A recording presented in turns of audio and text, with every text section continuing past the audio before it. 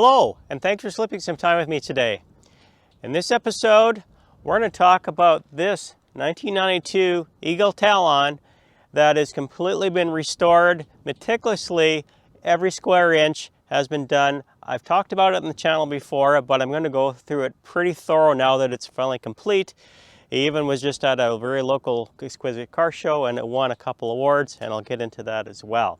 So let's get started and talking about this car. So I started this project, I think I bought this around 2008, I'd have to check for sure, but I bought this back then with, I guess I was going to repaint it and do some work on it, and it kind of got carried away where, you know what I want to do with an Eagle Talon is make it better than brand new, and what that means is completely clean from every part of it, take it apart.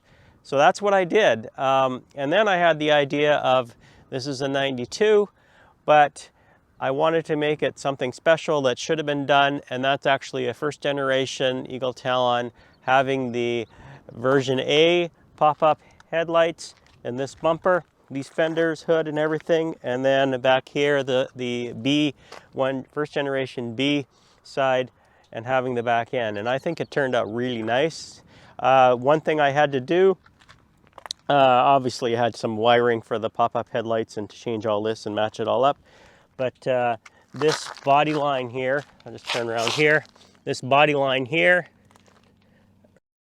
to match there, it normally on the early generation, first generation, had it here, so I had to cut that out. This, just so you know, I took every piece of this off. It was stripped right down to the unibody, glass, everything was removed, interior, everything, completely taken apart, every bolt. And I started from there and refinishing everything.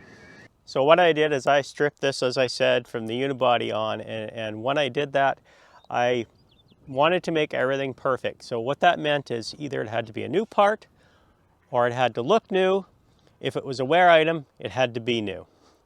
So basically everything, and every square inch, everything, all the gaps, everything had to be perfect.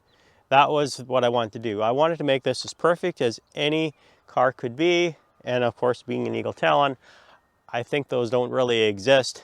If they do, they couldn't be any better than this one, because I went through it so meticulously that this would be the best you can ever do. The undercarriage is done. The interior is done perfect. It's got some special recovering, and I'll take you through the interior.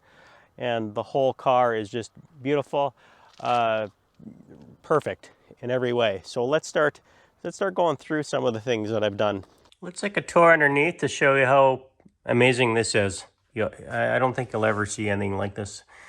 It didn't even come from this factory. For example, under here, we just had basically overspray on primer, and I got it all painted. I painted even behind that bumper cover, which is also an overspray situation if you ever open it up from the factory. And that's all good now. This rock guard is all finished nice and powder coated. And yeah, have a look. It's all OEM hardware, either recoated or brand new. Even this I had plated, because I don't think you can buy this actual washer anymore, but that's actually the Mitsubishi washer, and I had it plated. Actually, I did the plating myself. I did some of that. So, and see how clean everything is, how nice it is. Mustache bar, perfect. Yeah, everything. Obviously some aftermarket stuff, make it better. Got these toe eliminator pieces here to help that out. Stainless steel brake lines, obviously 4-bolt axles. I got a drive shaft in there. You can see that. Obviously a 3-inch. This is a thermal research exhaust. I don't even know if you can get them anymore. I consider them the best sounding exhaust and flow exhaust you can get for these cars, if you can find them still. And that's what this one is, and I really love the sound of it as well. I always have. I have it on that car as well, and I've had it since probably they came out back in the 90s sometime. I put that one on. One of the first modifications I actually did. Yeah, more gold hardware there. Everything, these are all made like new. The rubbers on here. Basically everything just had to look perfect. as you can see, V-band clamps. I put this on. I just think it's good insurance if this ever does see any speed. I don't know if it will because it's so nice that nobody wants to risk it. I'm certainly not going to because I want to sell it, and I'm just going to keep it kind of the way it is and sell it as is and let whoever the new owner is do what they want. But I put a drive shaft looped in anyway because it's just peace of mind for how fast this car could be. And yeah, so yeah, all nice new hardware in here. All the bushings have been replaced as well with energy suspension. And all the ball joints, wheel bearings, front and back have all been done. Everything, all the wear parts that could wear are brand new. And obviously these subframe stuff and the cross members, I've all powder coated. This is a transfer case that I redid. I blasted it. We took it apart, we blasted, put it back together. And that's good. Aftermarket sway bar. There's the O2 sensor, aftermarket wideband. More nice hardware. Same thing on this side. Yeah, even these bolts are the gold that you came from the factory. And yeah, I run the K&N filter on it for oil. You can see this is ran a bit now, and there's absolutely no leaks on this car at all. I think if you only want to find a flaw in this car, probably this right here points off for that, obviously, but that's the only thing you're going to find that's been worn off. That's just bugging me now that I see it. Stainless steel clutch line comes with it. This is what I have a catch can in, and I actually put this in for draining. It just makes it easier. As you see when I get up there, it's got a sight glass so you can see if it's getting full, and then you just come out here and drain it so you don't have to take anything apart, which is very convenient. Jack's transmission, micro polished, cryo treated, Evo gears, synchros in this. So yeah, that's a really good it's got the works, this transmission. You really can't do much more to a manual transmission. It's overkill. I built this when I was building a 9-second race car that I never ended up doing. So I put it in this car. So very expensive transmission, but it'll last forever now that it's in there.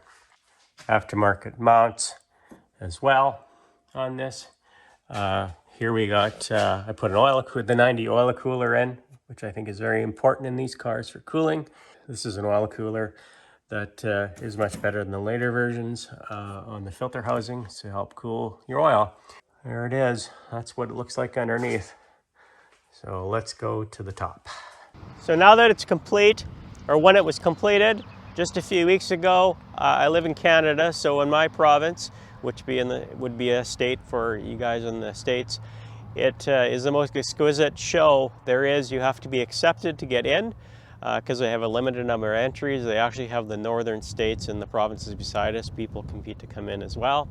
And they have separate judges for the interior, the exterior, the undercarriage, the engine bay, and the presentation of the display as well. And to my surprise, I won its first in its class, which its class was Sport Compact Mildly Modified. But then I won overall as well in the Sport Compact, which was pretty cool. There was around 220 cars accepted to the show, and about 25 of those were Sport Compact, which included Jaguar stuff, Old British stuff, Triumph MGs as well, and it's basically anything that wasn't a V8 that was considered a Sport Compact, unless it was an old classic car like a 32 Coupe or something was included, so it had to be more modern than that. Pretty tickled that I won that. These are I'll just show you here. These are the awards that I got, so I was pretty pleased with that. Very nice and surprised. I was just happy to be accepted to the show. But that shows you just how refined this car is and how perfect it is. It is perfect. In fact, one judge asked, is there anything wrong with it? Anything he noticed that I could improve in it? And he said, no, it's perfect. And everything was. So I was very happy with that. So let's start taking you through around it. Paint is flawless on it. It's a pretty expensive paint job on it. These moldings, and I had to look high and low and got the last of a lot of these moldings and drip moldings and that. These are brand new, fresh out of the box from where I got them from, Mitsubishi, and some classic vintage parts. I bought all the parts from Mitsubishi as well as Chrysler. Yeah, these are all brand new on here. These as well. So new, obviously. This sunroof, they did come with sunroof from the factory. This was actually put in before me, so I actually found out where I could find the rubber gasket. The seal needed removing, and I polished the glass and redid this as well, so it looked good. So it's not the factory sunroof, but it looks pretty good in there and very functional. The wheels I chose were Anki Kojin 17x8 black wheels. You can see that they look pretty nice. Those are power slot rotors on there. I just got the big brakes on them from the factory right now, and they're good enough for the goals of this car. I got the tuner raise lug nuts on there as well. It's got HID lamps. I started this project so long ago that LEDs weren't really available then, so I had HIDs, which is fine. They work great. You can see I still got fog lights in them, driving lights. There's some aftermarket ones. That's a Busher front mount intercooler. It was something I had a little from a build a while ago, and back when I had around 350 horsepower in a car, which is what the goal of this car was. Even like that, new decals were put in there. I had to have that made actually because I don't think you can buy those. So I found somebody that could make them. And just do a little walk around. I use limo tint on the glass here just because I have the blue and black. That is the factory, it's called medium blue metallic clear coat, I think, on it that I redid. And you can see how this is the 92 look on the back, obviously. It does have an actual antenna. It's a power antenna in case you do want it. Something it does have as well is a security alarm, which is nice because it has the, there it is, has the power locks. There we go, the security alarm power locks. I've also added a solenoid for the hatch, which is nice. That opens up really good. We'll just open that up. You can see new struts as well. This is all in premium condition. I can put this down here, yeah. Even these rubber stoppers here are like new, and usually these are broke off if you even have this. A lot of these are gone, these privacy covers, but I have it. And yeah, we have this all perfect inside here as well. And all the hardboard is still here, spare, everything needs to be there is there. When I talk about the interior there, I've got the rear view camera, you can see right there. This is the engine bay, and you can see there's been a lot of work done on it. Numerous things, just so you know, it's got a 16G turbo in it. It's been ported. It's got a ported exhaust manifold as well from a second generation DSM. It's you can see it's got the vibrant strut tower bar, the Magnus intake, redone throttle body that I sent away. It's got the busher piping in here. It's converted to speed density. It does need a tune. I'll admit that. It's got the old school HKS blow-off valve. I recirculated it, converted to, and made this bracket here to make it, everything's got to look like it belongs in the car, but I shortened the factory bracket because I got a reverse Honda battery, they call it, to have the positive terminal here, just so I had room for my piping there. Fuel lab, pressure regulator, dash 6 line coming in and out. It's got the Avid Racing motor mounts. It still has air conditioning, by the way. It might need repumped right now, but I got to do that. I got 660 Denso injectors in it. It's running for engine management. It's ECM Link, which I talked about with speed density, and again, that's got to be tuned. That pipe is actually an old Dijon pipe that you can't get anymore, but back in the day, those were sweet, and a lot of people still want those.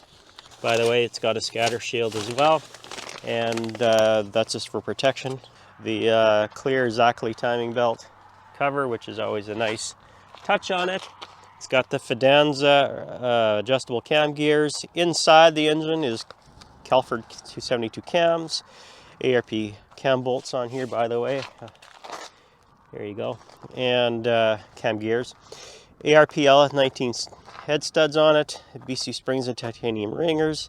The 6-bolt itself, I think it's called a DSM Graveyard did what's called an X build. I don't have the specs on it anymore. It's been too long, but it should be good for 400 or 500 horsepower is my understanding. But sorry, it's been too long to know actually what the bottom end is, but it's fairly new build. AAM fuel rail there as well, and little things like the Greddy cap here. This is actually a Greddy oil cap. It's very sought after, but I did a customization by adding this, which I think is a nice touch. I've done it on another car and thought it was great to do that. This looks nice. You can see the VIN plate on there is redone. I had that redone actually, so it looks nice. Polished a few things, no doubt. Coil rad on there, spal fans, and it's got the two just because of the air conditioning as well. On the brakes, it's got stainless steel lines, same as for the clutch. Soft lines are all been replaced. When we get inside, we're going to show you that it has a J&Z short shifter.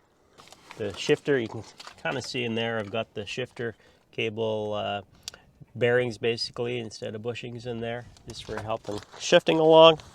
Yeah, it's got the 255 Walbro fuel pump. Convert over here to Gates Racing rad hoses, silicone vacuum hoses wherever there are. Obviously you can see I've got the shaved and polished valve cover here with dash 10 out going to the catch can here. It's got a sight glass. I've got a dump tube in the bottom that you can drain, so you don't have to take it out to drain it. This is from RTM that makes these. I don't know if he still does, but that's from RTM Racing. The cover for the spark plugs. It's got 10 millimeter plug wires on it. Oh, also with the wheels here, they are wrapped with Michelin Pilot Supersport 225/45 R17 tires. By the way, this boost controller is an old Extreme Motorsports. For those that remember back in the day, them and Busher Racings were the people that basically started modifying these or selling parts, helping us along to get these fast. So that was a little heritage of DSM that I wanted to have in here, and that's why that's in there. So let's go to the interior. Everything's been redone completely. We'll start with, you can see the door panels are perfectly redone. These are new switches, so I make sure the writing on the buttons is perfect as well. Little details like that do matter to me. And you can see nothing is lifting on the dash like they usually do. That's all been fixed.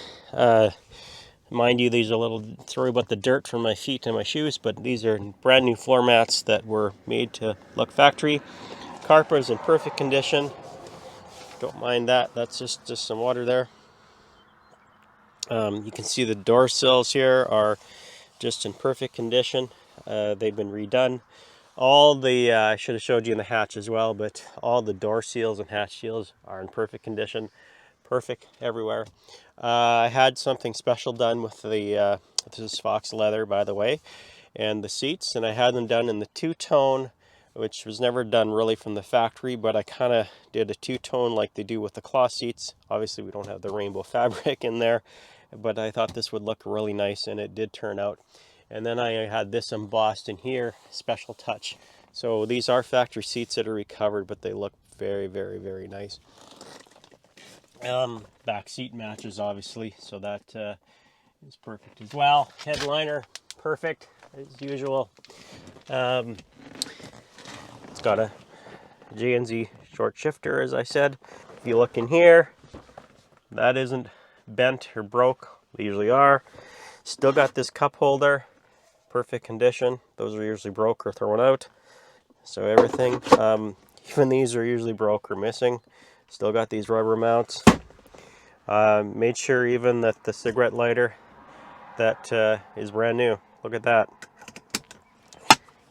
Perfect in there. Yeah. So integrated into this whole thing is a computer, which we have the ECM link to do the tuning with. I'll just bring that up and show you that. And yeah, it's just a computer. I got this little remote here that controls the air mouse, and it's got a keyboard on it as well, and does other things obviously, and it works awesome. So here I am. I'll just do a connect now, and I'm going to do a little stream. Engine isn't running now. I'll show you that a little later. And so you can see when I push the accelerator how it goes up right there. And so that's logging, and I'll show you when it's actually running a little later on this. What else can this do? Well, we've got GPS as well in it. That's integrated in. Have a reverse camera that comes up as well. You can see how that works. Pretty awesome. So we have a reverse camera on this car, which is awesome. Never came with it, but rear vision in these cars isn't great, especially with the dark tint that I have on the rear window, so this is very handy. And then you shift it out, and then it just comes back automatically. I also have the Bluetooth going on my phone right here, and you can do music, calls, etc. It works better on an Android, I found out, even though it's limited on some of the iPhone functions, but it is function. There might be some better apps out there because it has Bluetooth. I can do the music here, freight streaming from my phone on the Bluetooth as well. I won't play it just because of copyright right now. It also has a radio, and we can power on or whatever right here. Again, because of copyright, I'm not going to turn it on, but that works as well. And the sky's the limit. Really, you can put any application you want on this. Box is car PC. And I also going to show you, because it doesn't have a remote button for or connector for the antenna, I do have right here, this is actually for the antenna, automatic, because it does look nice when it's down. I'll just show you that. There it is right there. And I'll just show you when you do this right here. It just goes up. And you can get, if you're close to the towers, you can definitely get the radio stations if you want to listen to radio without that set up, but it works if you need it too on the trip. So we can just put it down again, and there it goes down. Yep. So this is pretty handy. Definitely not a cheap touch to get a device like this. And again, I'll show you how the tuning software works a little bit on the ECM link as we get rolling down the road. What else can I show you about the interior? This is air fuel ratio. You can log that as well on the ECM link. I have it plugged in. Boost gauge. This is running off speed density, so that is logged as well. It's got a different sensor for that, but that's in the front. And I have an old school EGT. I like to watch EGT. That's kind of old school, the way we used to watch things heat up on the exhaust side. And I still go by it, just having that. This is not logged, but I do like the visual on it as well. So that's what I got for gauges. And there you can see the logging I talked about. Yeah, I just shut the car off, so that's why it's not dropping. That's why it's dropping off there, but that's the logging. It's a Canadian car, so it's already got the Canadian seat belts. So for those Americans out there that want these, it's already got that. So I know a lot of you like to convert those, but they're getting hard to find. Also, it's got the white gauges on it with black writing, so reverse.